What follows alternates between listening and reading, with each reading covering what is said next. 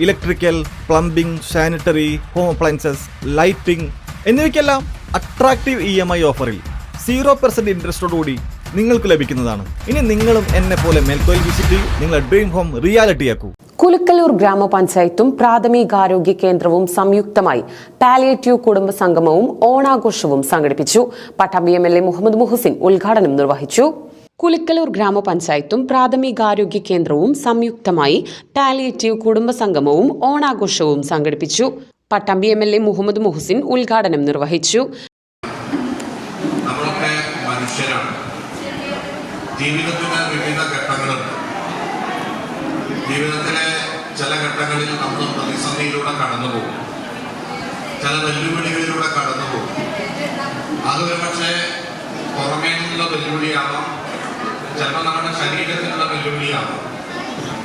അതോടൊപ്പം തന്നെ നമ്മൾ ജനിച്ച് വളർന്ന് പ്രായമാകും. അങ്ങനെ പല അവസ്ഥകളിലൂടെ നമ്മൾ ഓരോരുത്തരും കടന്നു പോകുന്നതാണ്. പക്ഷെ എന്തിനാണ് നമ്മൾ പാലിയേറ്റീവ് സംഗമം സംഘടിപ്പിക്കുന്നത് എന്ന് ചോദിച്ചാൽ, പരസ്പരം നമ്മുടെ വിഷമങ്ങളും വേദനകളും പങ്കുവെക്കാനും, എല്ലാ മനുഷ്യരും ഏതെങ്കിലും തരത്തിലുള്ള വെല്ലുവിളികളിലൂടെ കടന്നു പോവുകയായിരിക്കും. അതിനെയൊക്കെ തരണം ചെയ്ത് നമുക്ക് മുന്നോട്ട് പോകാൻ കഴിയുമെന്ന ആത്മവിശ്വാസം നേടാനും പരസ്പരം സഹായിക്കാനും സഹകരിക്കാനും ഒക്കെയാണ് നമ്മൾ സംഗമം സംഘടിപ്പിക്കുന്നത്. കുലുക്കല്ലൂർ ഗ്രാമപഞ്ചായത്ത് പ്രസിഡന്റ് വി രമണി അധ്യക്ഷത വഹിച്ചു.